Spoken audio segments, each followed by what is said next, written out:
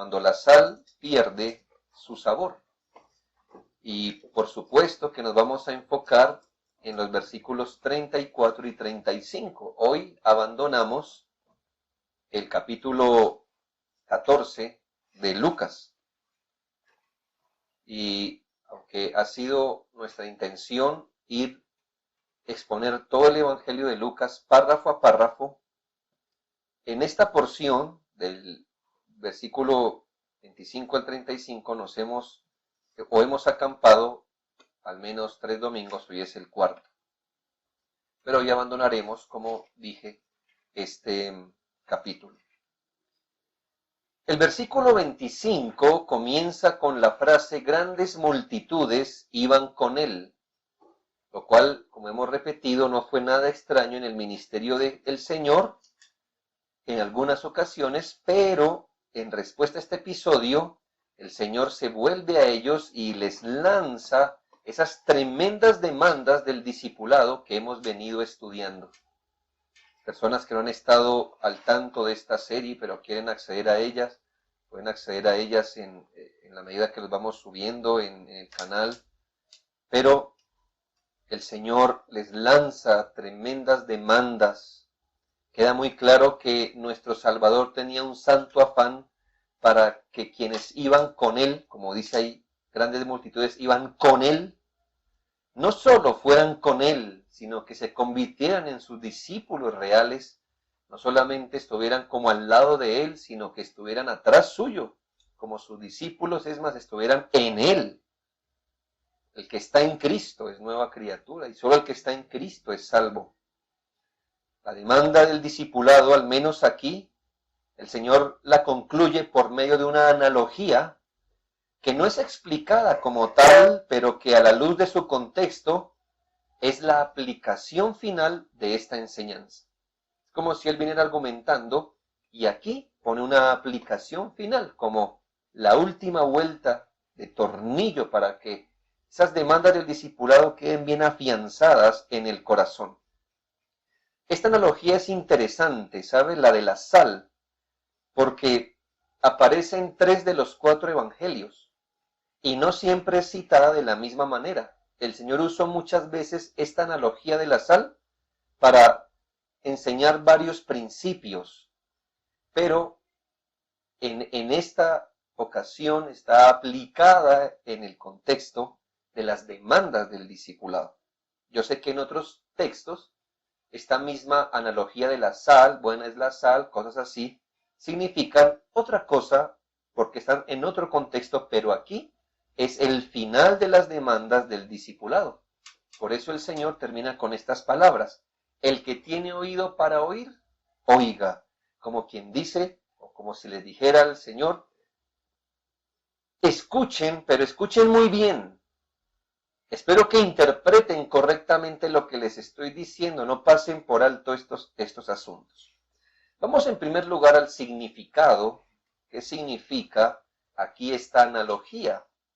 La sal es un elemento muy antiguo que para el individuo moderno solo sirve para dar sabor a las comidas generalmente. Es decir, no hablemos de los usos industriales de pronto de la sal, pero lo que es común. El Señor se dirigió a gente común. Y si dijéramos a la gente común hoy, ¿para qué iría usted a comprar sal? Seguramente era para dar sabor a las comidas, y de hecho sí, es uno de los significados asignados al texto.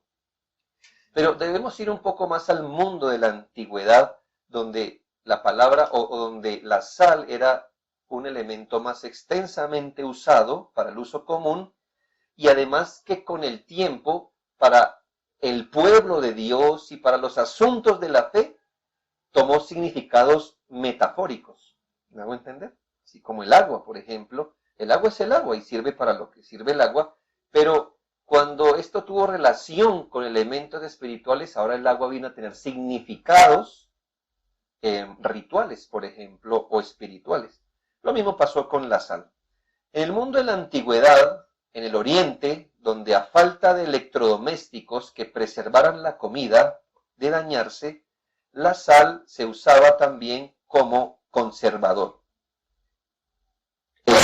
es decir, la ausencia de refrigeradores, las altas temperaturas del sol en el día y luego las heladas nocturnas, considere que también las largas distancias que los antiguos pueblos deberían recorrer, los alimentos deberían ser conservados de la mejor manera y una de ellas era salándola.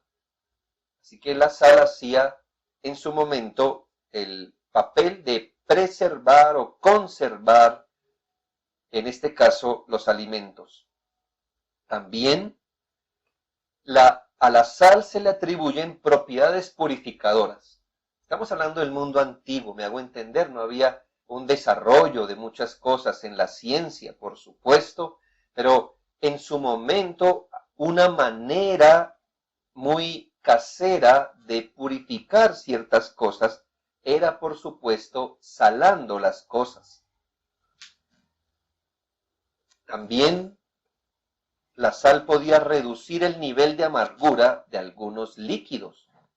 Por ello, aguas amargas comunes en los desiertos podían ser bebidas si se les añadía sal. Usted puede mirar esos usos en Segunda de Reyes 2, del 19 al 22. No lo vamos a leer porque mi estudio no va totalmente dirigido a lo que es la sal. En otro sentido, se usaba la sal para limpiar, teñir o blanquear tejidos, como usted puede apreciar en Ezequiel 16:4. Era otro uso que se le daba a la sal, limpiar, teñir. Con estos privilegios, por supuesto, no era extraño que el dueño de una mina de sal era generalmente un hombre adinerado. En el contexto bíblico, ya que la sal era usada para limpiar, para purificar, para sazonar, para conservar, para preservar, entonces hay un uso o esa palabra empezó a adquirir también, además de lo normal, un significado espiritual.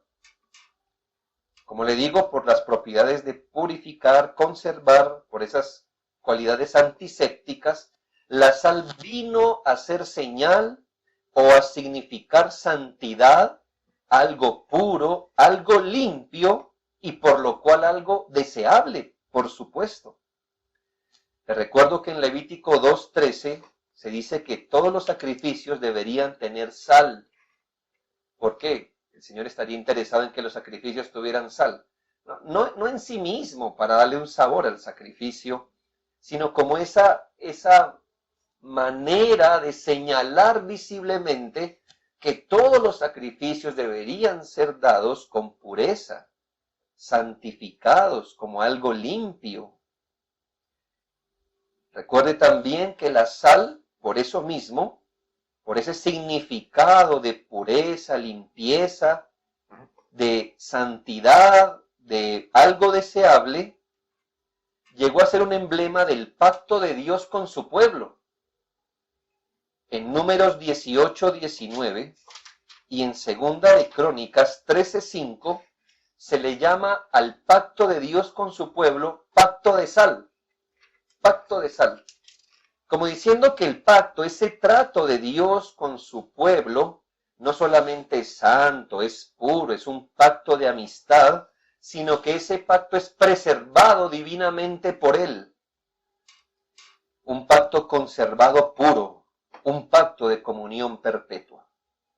Y entonces, como usted puede ver, tenemos el significado común de la sal, ¿sí?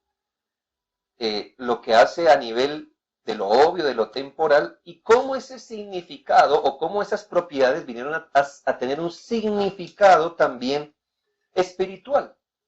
Ahora, venimos aquí a nuestro texto que estamos estudiando y en el contexto del discipulado cristiano, el énfasis que el Señor puso de llamar la atención sobre la sal, hablando de ella a sus discípulos, como leímos anteriormente, buena es la sal, pero refiriéndose a ellos, Esta analogía reposa en el carácter conservador o preservador de un verdadero discípulo. Es decir, que el discípulo conserva o guarda el evangelio y la obediencia a Dios con toda pureza en su alma. Él es la sal, es decir, Él es el elemento que preserva, que conserva en su pureza la obediencia a Dios. Es decir, ¿usted de quién esperaría la obediencia a Dios? ¿De quién esperaría una obediencia pura, limpia? Usted puede decir, mire, es que así es obedecer al Señor, pues de un creyente. Es el creyente el que guarda el evangelio.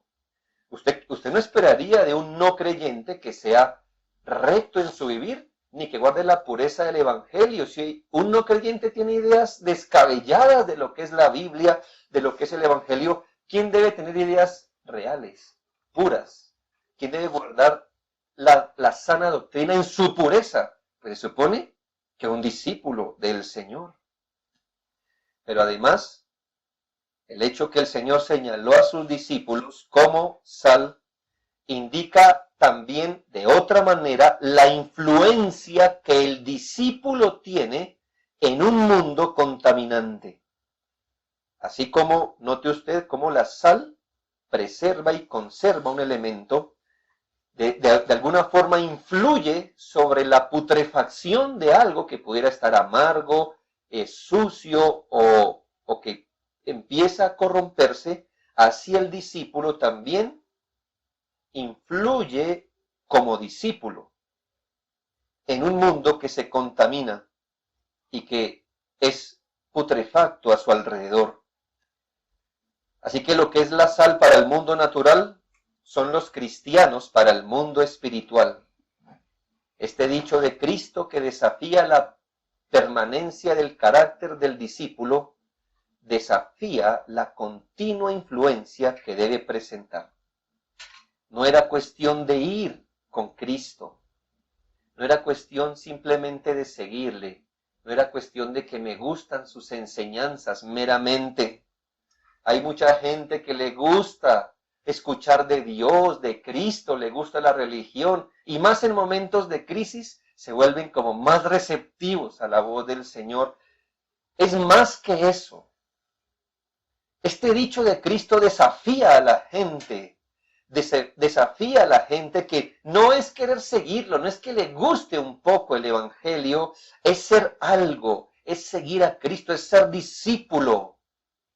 Pero el llamado es en cierta forma negativo, porque el Señor dice, si la sal pierde sus propiedades, es decir, si el discípulo pierde lo que lo hace exactamente un discípulo, si se diluye las convicciones espirituales de un discípulo, si él no cree lo que debería creer un discípulo, si él no guarda la fidelidad de la sana doctrina, si él no vive como está supuesto a vivir, si él no obedece como debería estar obedeciendo, si no muestra ese seguimiento sacrificial a Cristo, si no se niega por seguir a Cristo, si no desecha sus demás amores por amar más a Cristo, si no sigue el reino de Dios, si no persigue el reino de Dios y su justicia, si no busca tesoros celestiales renunciando a los terrenales, si la sal pierde su sabor, entonces ¿qué queda?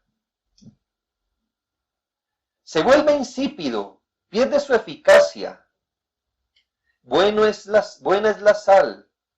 En otras palabras, bueno es ser discípulo verdadero de Cristo.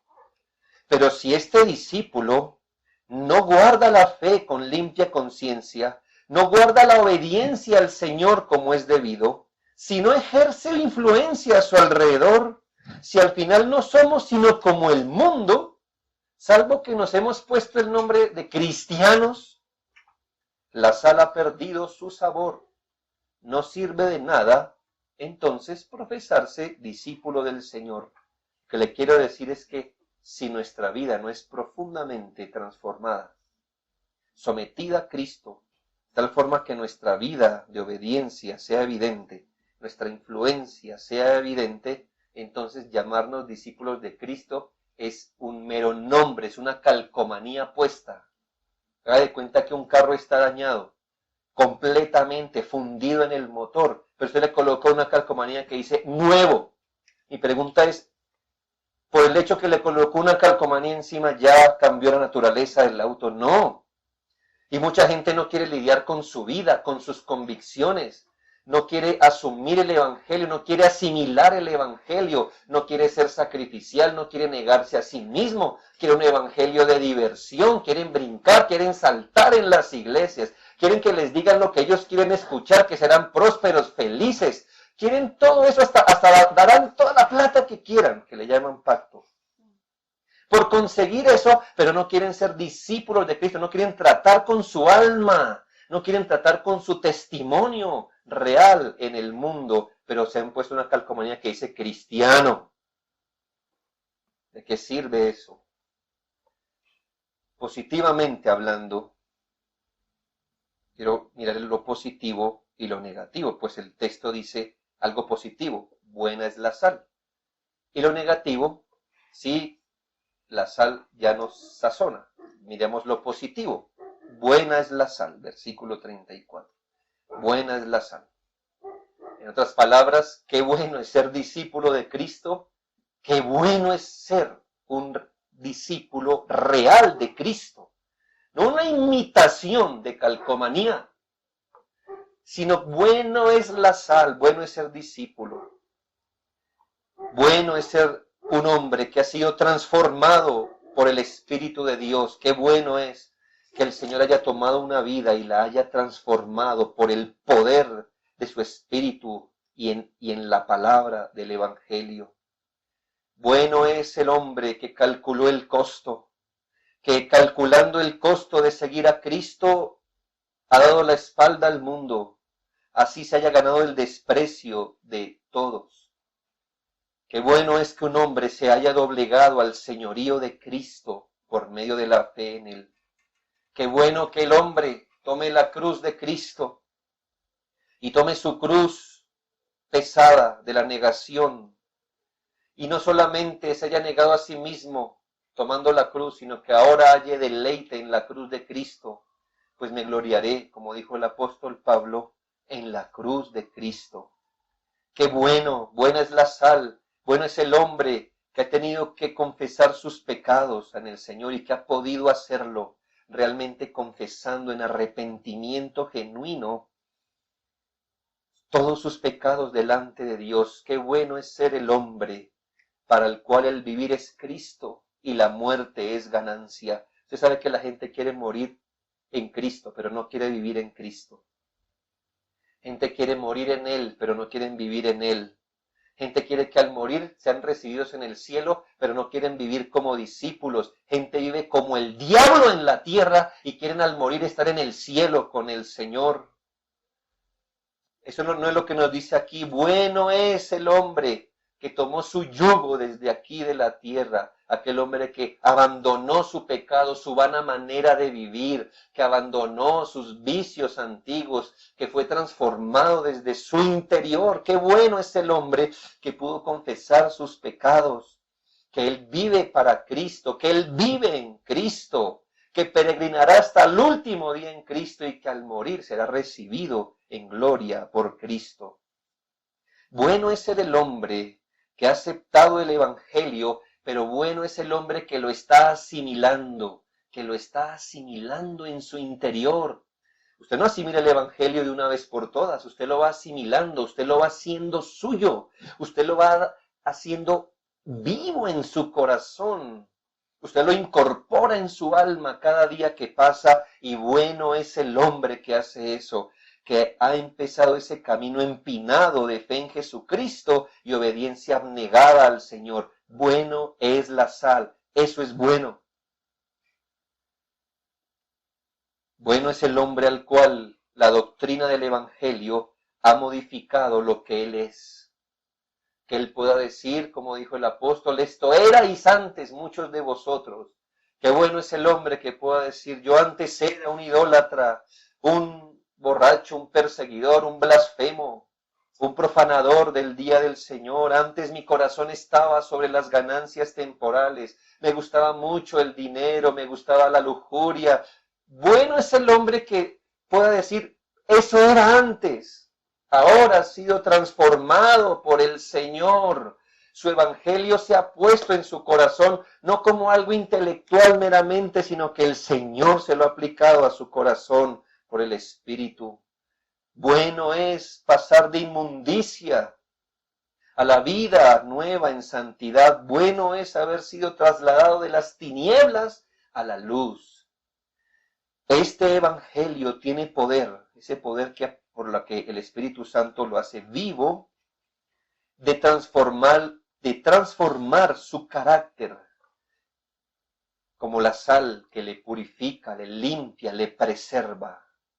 Qué bueno es el hombre al cual ya no tiene lugares ocultos en su corazón, porque la influencia del Espíritu Santo ha llegado hasta lo último, hasta lo recóndito de su corazón. De allí que en Marcos 9:50 se nos indica: tened sal en vosotros mismos. De lo contrario, no podríamos difundirla entre otros. Conserva en su interior la santidad de vida, una pasión viva y constante de Cristo. No significa ausencia de momentos áridos, porque los discípulos de Cristo también pasan por momentos áridos, pero sí significa que así como la sal permanece sobre el elemento que purifica, así ese ánimo, esa preservación, esa influencia del Señor siempre está en su vida. ¿Cuál es el resultado de estar bajo la influencia de Cristo a través del Evangelio? No un día, no por las crisis, no mientras la pandemia ocurre, no mientras sufre una pérdida temporal, no mientras estoy sin empleo, no mientras el matrimonio está mal, no mientras el hijo es rebelde, no, sino estar constantemente bajo la influencia del Evangelio, que su carácter realmente es transformado. Este hombre se vuelve escrupuloso en santidad, empieza realmente a ver la diferencia entre lo santo y lo profano. Por eso el carácter del discípulo no se diluye con el tiempo ni con las pruebas. El discípulo se renueva mediante el conocimiento del Evangelio, aprobando lo mejor. Qué bueno es ser discípulo. Se ha acercado tanto a su maestro que ahora se parece a él. Porque el que dice que permanece en él debe andar como él anduvo. Ahora mire si eso es lo que ha pasado en su alma, si esa es la influencia que el Evangelio tiene en su corazón. ¿Cómo no será buena la sal? ¿Cómo no será bueno un discípulo de Cristo en el mundo malo, en el mundo que se pudre? Alrededor suyo, alrededor de un discípulo, hay miles de personas que viven vidas mundanas, putrefactas, contaminadas espiritual y moralmente. Alrededor suyo él convive con personas que viven en sus pecados, desobedientes a Dios, desafiantes a Cristo, renuentes al Evangelio, personas que viven para herirse a sí mismos, donde se hiere uno irreparablemente en el alma y donde hieren a otros. Gente sin ninguna razón para vivir. Ay, hermanos, hace unos meses estaban contentos, no sabían casi que decretan día nacional porque la selección Colombia ganó un partido y hoy están que se matan por el coronavirus. Gente que no tiene razón de vivir. Lo mueve una camiseta o lo desespera un virus. Gente sin propósito, gente cuya felicidad es su trabajo o su ruina es que lo quiten del trabajo. Gente que ha amarrado su razón de vivir al dinero y entonces su ánimo sube y baja de acuerdo a cómo esté su billetera. Gente frustrada, gente que se deprime, que busca su razón de vivir en sus trabajos, en el dinero, en el placer de la inmoralidad y hasta en los vicios. Gente que tiene en este mundo temporal sus mayores goces y sus mayores tristezas, que se mueven de aquí para allá por las filosofías, anhelos y miedos del mundo. La gente vive así. Lo que le pongan a pensar, eso piensan. Y lo que le pongan a alegrarse, pues se alegran.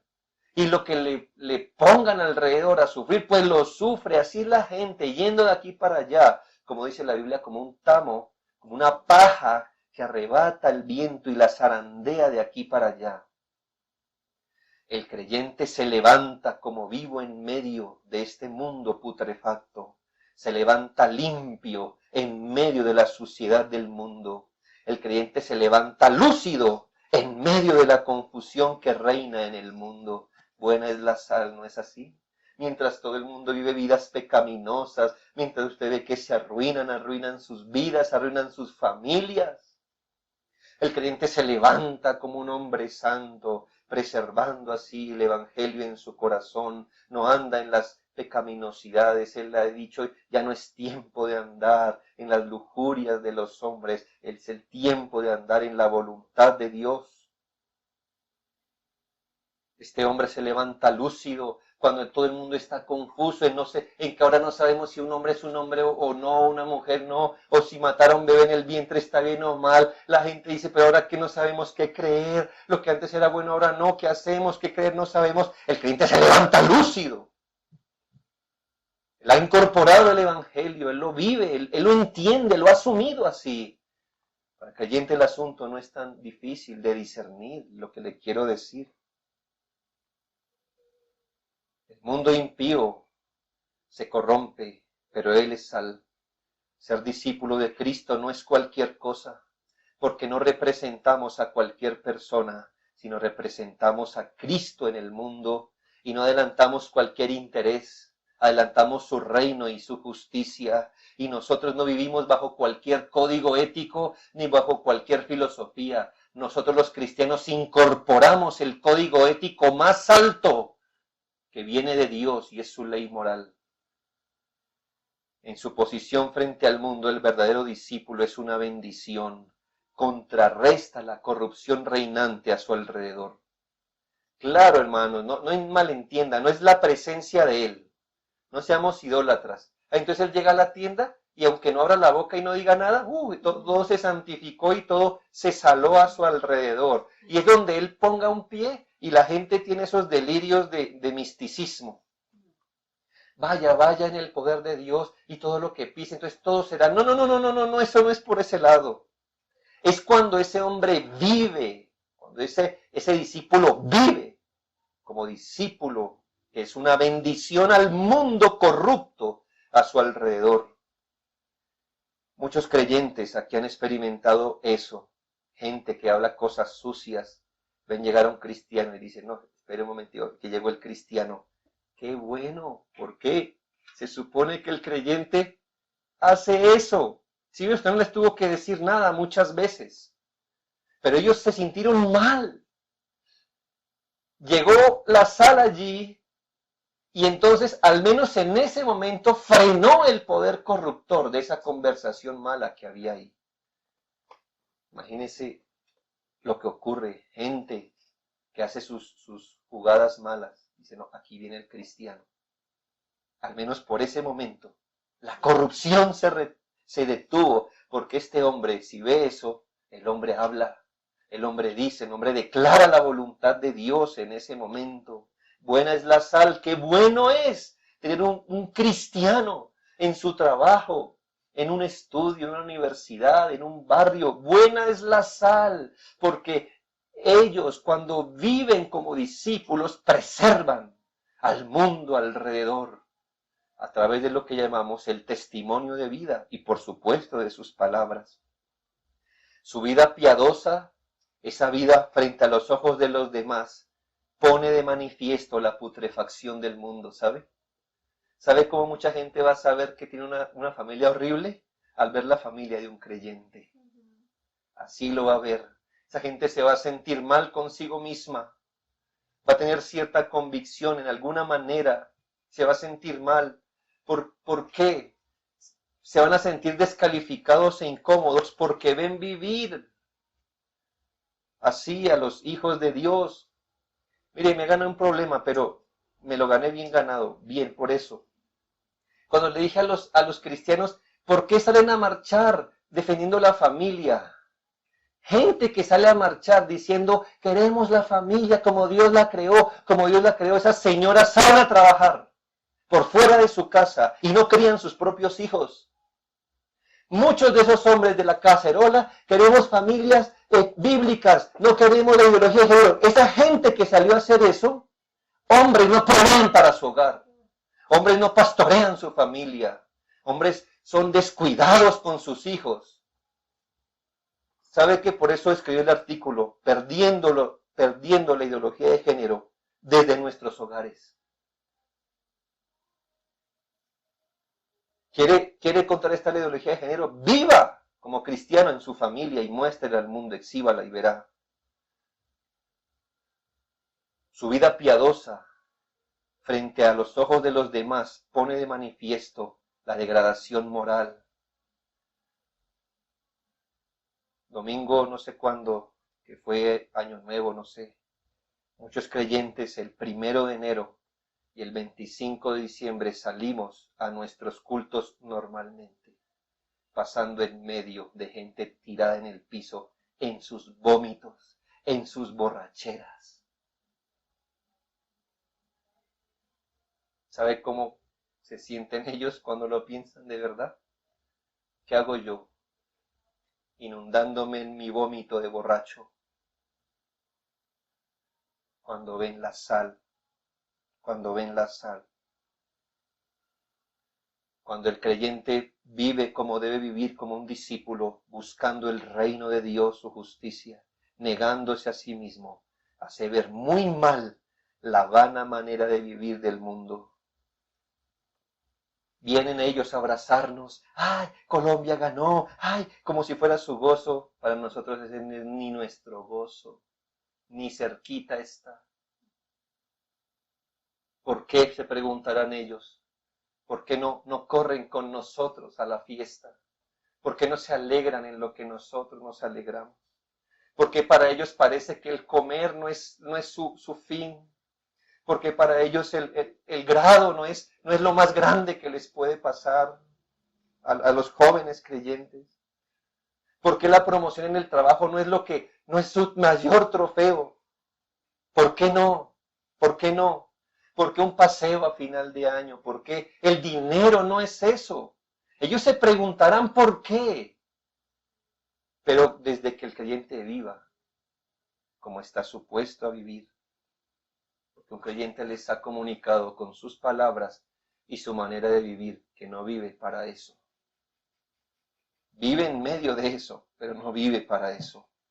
El mundo se esconde de un creyente que llama la atención hacia lo ético y lo moral. Primordialmente el mundo se esconde, se corre hacia atrás cuando hay un creyente que habla del arrepentimiento y la fe. Hable de eso y verá cómo la putrefacción se retrocede, al menos sale huyendo para no escucharlo. De los discípulos de Tesalónica, tras la visita de Pablo allá, se dice, estos que trastornan el mundo entero también han venido acá y lo hicieron sin levantar ni un palillo contra el imperio. Lo hicieron por vivir el evangelio. Estos que trastornan el mundo. Eso es el poder del evangelio, corriendo en ellos. El emperador romano, Juliano, que estuvo entre el 332 y el 363, escribió consternado lo siguiente. Estoy hablando de un impío, que le va a llamar impío a los cristianos, porque él pensaba que era la religión verdadera. El emperador romano, hablando de los cristianos, en el año 300, escribió esto. La secta, hablando de los cristianos, ha progresado especialmente a causa del servicio amoroso ofrecido a los extraños. Es un escándalo que no haya un solo mendigo entre ellos y que estos impíos cuiden no solamente de sus pobres, sino de los nuestros. Solo dijo un hombre que posiblemente pereció en el infierno. Y dijo, esta gente es tan amorosa, que no solo se cuidan entre ellos, cuidan nuestros pobres también. Buena es la sal. El testimonio del creyente puede atraer a muchos a la justicia y hará que otros rechinen los dientes. Lo cierto es que cuando un discípulo es sal, la corrupción se corre a su alrededor. Negativamente, mi punto final, negativamente hablando. El Señor pone esto en el otro lugar de la balanza. Buena es la sal, por supuesto. Bueno es el individuo que incorpora el evangelio, que lo preserva, que lo vive, que lo expresa. Mas si la sal se hiciera insípida, ¿con qué se sazonará? Ni para la tierra, ni para el muladar es útil. La arrojan fuera. Qué palabras duras. La segunda parte nos señala una tragedia, una contradicción, podemos decirle. Imagínese que usted tiene manchada una ropa y compra un jabón que le mancha la ropa. Jabón que ensucia. Una escoba que ensucia. ¿Qué más queda, verdad? Así es la sal que no sala. Imagine usted, compra esos granitos, le pone, no sala su sopa, le pone más, no sala, le pone más su... Entonces, ¿qué usted hace con eso? Pues la sal que no sala no son más que granitos inservibles que no sirven absolutamente nada. ¿En qué la va a usar? ¿Cómo en qué la va a usar? ¿De adorno? ¿De qué la quiere usar? No sirve. Pierde su razón de ser. Pierde las características que la hacen útil. ¿Qué más queda? Solo botarla, arrojarla para que sea pisoteada. ¿Sabe qué hacían los judíos anteriormente? La echaban allá a la tierra para que al menos no levantara tanto polvo. Se hace inútil. La echan para que sea pisoteada. Y pensamos aquí en el seguidor emocional de Cristo. Qué terrible es ver a alguien que se confiesa discípulo de Cristo y no vive como tal. Primero, no entiende el Evangelio, no preserva la sana doctrina, anda creyendo cualquier cosa que le digan que es de Dios, la cree. No importa si leyó su Biblia o no, no entiende, no incorpora la sana doctrina, no la asimila. Para él eso de estudiar la Biblia, eso no sirve. Y como no asimila la palabra, pues ¿qué va a vivir? ¿O cómo va a vivir? Y estamos hablando de ese seguidor emocional, ese que se emocionó al ver al Señor, al que no calculó el costo, al que estaba interesado solo en esa parte del Evangelio que le gustaba. Pero también esta sal que no sala puede ser no solo el discípulo emocional, falso, pero emocional, sino ese discípulo verdadero que empieza a ser negligente como discípulo, empieza a perder la influencia del Espíritu en su vida y se vuelve inútil en el reino de Dios. Con esta segunda parte el Señor afirma la radicalidad de ser un discípulo. O usted es sal y sala, o no lo es. Como lo ha dicho siempre el Señor. Para el Señor no hay discipulados medios. Mire, hubo una rama del Evangelio que le enseñó a una generación completa esto, que usted puede recibir a Cristo como Salvador, aunque no como Señor. Es decir, usted hace una oración de fe y ya es salvo. Y si usted muere así, va para el cielo. Así después como que se aparta e iba a unas vacaciones espirituales, pero usted recibió a Cristo como Salvador, pero no como Señor. Es decir, Él no ejerció señorío sobre su vida, pero usted lo reconoció como Salvador, no como Señor. Esa cosa no existe. Eso es una mentira, es una herejía que ha mandado gente al infierno creyéndose creyente. ¿Por qué? Porque hizo una oración de fe, porque dijo un día que era cristiano, porque cuando le preguntaban decía que era cristiano, pero nunca vivió como un cristiano. O es sal o no es sal. o cree en Cristo como Señor y Salvador o no lo hace, vive así o no. El discípulo que perdió de vista, que debe renunciar, que debe llevar la cruz, empieza peligrosamente a perder lo que hace un discípulo. Si el seguidor de Cristo ya no es lo que es, entonces no es más que un religioso hipócrita, como cualquier fariseo o incrédulo. Note, lo que le quiero decir es que da igual no creer en Dios que vivir como si Él no existiera. ¿Cómo vive el que no cree en Dios? Haciendo lo que a Él le gusta, haciendo lo que sus pensamientos le digan. ¿Y cómo vive un cristiano que ya no es sal igual que Él? Para los efectos es el mismo. Que usted se haya puesto una etiqueta de ateo o una calcomanía de cristiano, si no es sal, viven exactamente igual. Es igual ser un fariseo hipócrita que un cristiano hipócrita, ¿lo sabe? Es igual ser un ateo hipócrita que un cristiano hipócrita. Es lo mismo en la práctica, ser un pagano que jamás ha escuchado el evangelio y que se hinca a sus dioses, que un mundano que se confiesa creyente porque también se postra ante sus ídolos. Considere a la luz de los frutos de ser un discípulo, si usted es uno, y califíquese de acuerdo a la palabra, si usted es sal o si ya se volvió insípido. Recordemos que es una verdad que una semilla creció por algún tiempo. ¿Recuerda la parábola de la semilla? Alguna fue sembrada, creció por algún tiempo, es decir, parecía que sí, pero dice la Biblia no teniendo raíz en sí, y bajo las inclemencias, esta planta aparentemente se secó. ¿Por qué? Porque no tenía raíz. Así que usted puede ver a muchas personas que se confiesan creyentes, allí están, supuestamente manifestando su vida de fe, pero espere, el discipulado es largo, dura toda la vida.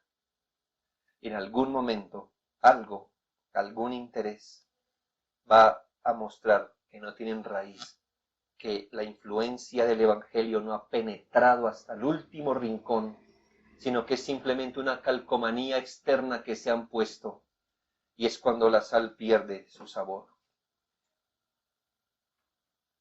Califique su discipulado a la luz de la cruz de Cristo, de la muerte diaria, de la perseverancia que usted tiene, de la permanencia en Cristo. Califique además su discipulado con su testimonio de vida en el mundo. Muchos discípulos son discípulos del Señor solo en el contexto de la iglesia y en su familia a veces. Y hermano, y es que en el contexto de la iglesia podemos llegar, hermanos, a aparentar muchas cosas. Pero fuera del contexto de la iglesia, viven según la ley de la jungla. ¿Sabe cómo es la ley de la jungla, no? El más fuerte. Tenga más dientes, que ruja más fuerte gana. Y entonces en la iglesia, no, por favor, hermano, sigue, por favor, no, con mucho gusto. Allá afuera le mandan el carro al que sea, porque es que aquí nos toca, mire, o si no, morimos, ¿verdad? Morimos. Y entonces en la iglesia o en la familia, ¿verdad? No, hermano, no, mire, cuídese de esto. Allá afuera si tienen que robar, lo roban con sus negocios, les quedan mal, lo que sea. ¿Verdad? Aquí en la iglesia, mi amor, cariño, ven, siéntate, ¿dónde te pongo? Oh, hijos míos, vosotros, le hablan vosotros a los hijos. Ven, comed, la mesa está servida. Y allá afuera son desconsiderados, son horribles hombres, que si usted los ve, a menos de que ellos le dijeran, usted no supone que es un cristiano. Creemos en la eficacia del Evangelio, pero tenemos una cuerda que nos paraliza frente al mundo, donde no nos atrevemos a hacer sal, como una barrera. Mi pregunta es, ¿de qué sirve que haya tanta sal bajo una mina? ¿O de qué sirve tanta luz bajo un almud? Es lo mismo que sirve un cristiano que no se profesa ante el mundo cristiano y no vive ante el mundo como un cristiano. Es lo mismo. ¿De qué le sirve a usted ahorita que haya tanta sal debajo de una catedral allá, ¿verdad? En las minas de sal? ¿De qué sirve? Si ven, de absolutamente nada, es un adorno. ¿De qué sirve realmente tener tanta luz bajo un almud? Asimismo, no sirve de nada ese cristiano que no se ve que lo sea. El peligro de ser indiferente en medio del mundo es que empezamos a parecernos a ellos, teniendo tanto que dar como cristianos, teniendo tanto que exhibir y tanto que mostrar. Un discípulo tiene todo a su favor para influir en el mundo, y si no lo ha hecho, no es porque el Señor no le haya dado recursos, ni porque el Señor no le haya concedido el Evangelio, ni por falta de oportunidades, es por su negligencia. Y cuando la sal no sala, ¿qué queda? Y cuando el discípulo no es discípulo, ni piensa como discípulo, ni siente como discípulo, ni afronta la vida como discípulo, ni sufre como un discípulo, ni se alegra como discípulo, si no puede vivir afuera como un discípulo, entonces ¿qué queda? Nada. El mundo lúgubre, sombrío, quedará igual con cristianos o si no, o con ese tipo de personas que se confiesan cristianos. Usted mira detrás de la sonrisa del mundo, hay corazones muertos, clamando y anhelando un sentido de la existencia, y usted está frente a ellos con el cielo a su favor. Y si no es un discípulo de Cristo ahí, ¿quién sazonará esto? Concluyo con dos asuntos como lo concluye nuestro bendito Salvador. Lo primero, considere estas escrituras. No sirve ni para la tierra, ni para el muladar, sino que la arrojan fuera. Considere esta frase, en estas palabras de Cristo hay una advertencia muy fuerte.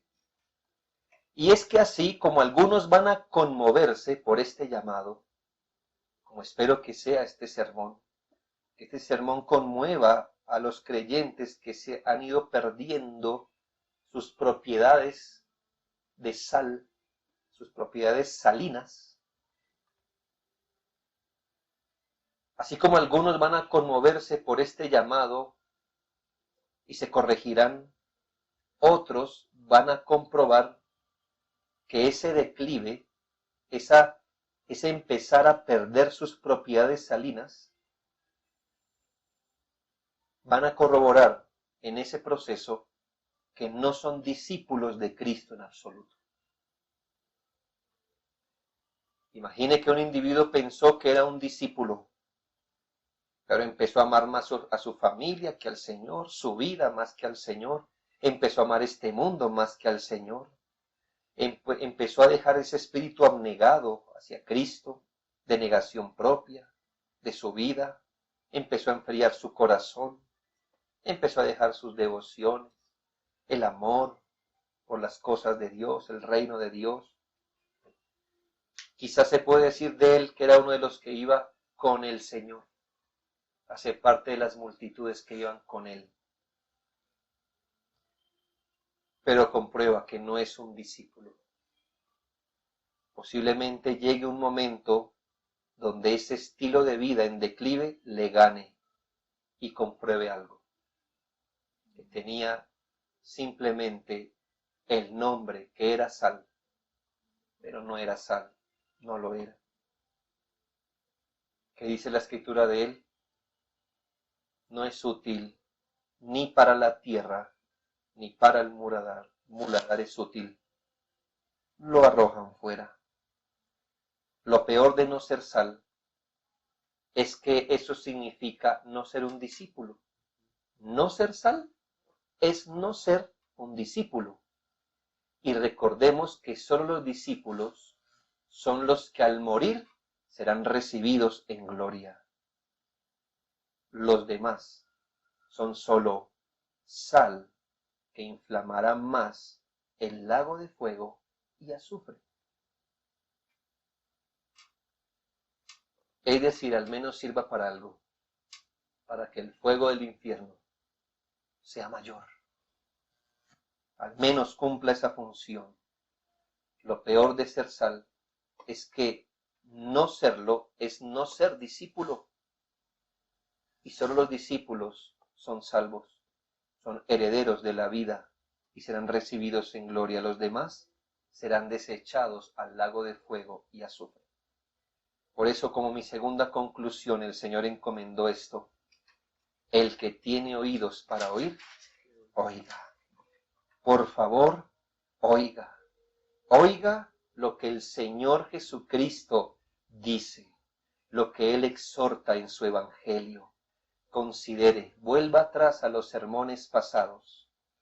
El que tiene oídos para oír eso, oiga, es decir, considere en este día su discipulado.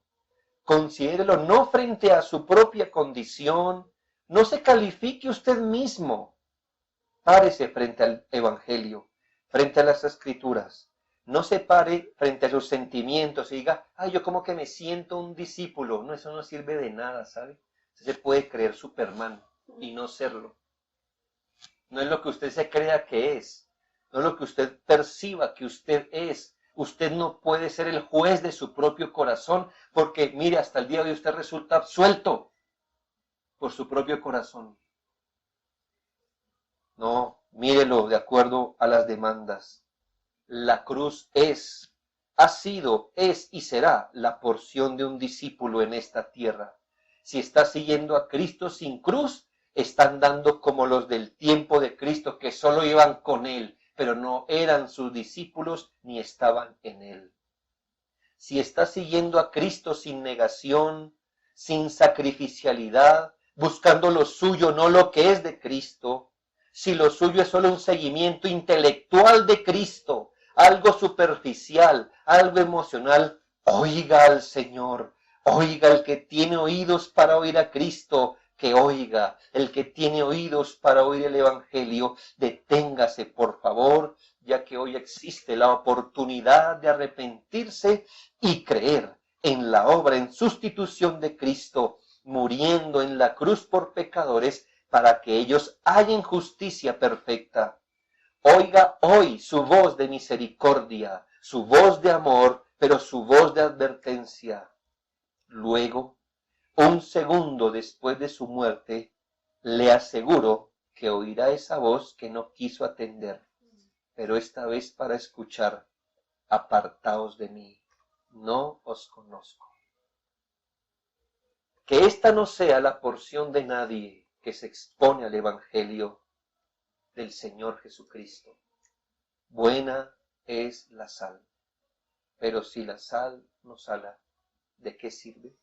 Bueno es ser discípulo verdadero de Cristo, pero un falso discípulo de Cristo, aunque lo parezca, no sirve para absolutamente nada. Ni siquiera le sirve al mismo, mucho menos alrededor. Que nuestra fe y esperanza solo estén en nuestro Señor Jesucristo, quien fue a la cruz para salvar pecadores como nosotros. Tema ser usted mismo el juez de su propio corazón. Oremos al Señor.